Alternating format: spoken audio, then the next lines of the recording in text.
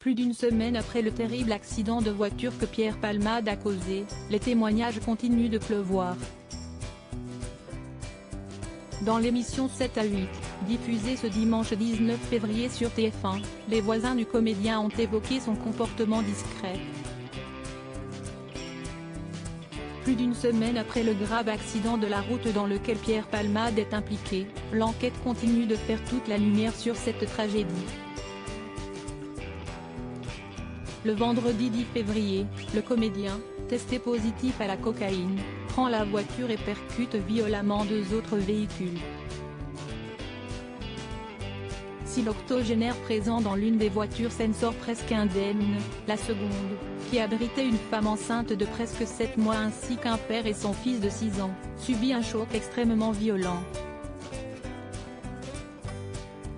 Lors de cet événement tragique, la jeune femme a perdu son bébé, tandis que le petit garçon a été défiguré, subi un traumatisme crânien ainsi que plusieurs opérations chirurgicales, tout comme son papa. Malgré les nombreuses cures de désintoxication qu'il a suivies, Pierre Palmade n'a jamais soigné ses addictions, causant ainsi un drame terrible.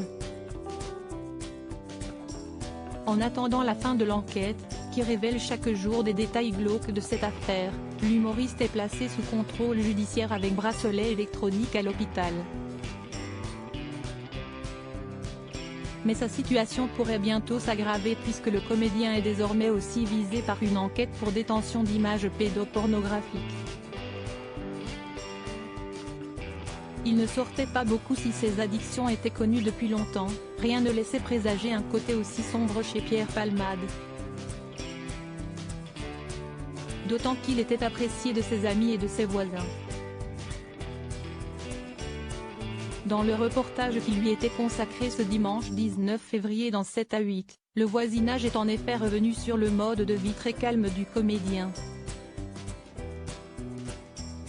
En 2017, après une énième cure de désintoxication, l'acolyte de Michel Larocque achète un corps de ferme à Cély, un village de 1200 habitants situé en Seine-et-Marne, où il mène une existence tout à fait paisible. Au micro de TF1, l'un des voisins se souvient: « Je me suis dit que peut-être un jour je vais entendre une fête, mais jamais rien. » C'était quelqu'un de discret. Quant au maçon qui a effectué des travaux chez lui, il assure que Pierre Palmade vivait presque comme un ermite, il ne sortait pas beaucoup, il était toujours chez lui. Il allait parfois à Carrefour ou Truffaut acheter des plantes mais il ne sortait pas beaucoup. Comme quoi les apparences sont souvent trompeuses.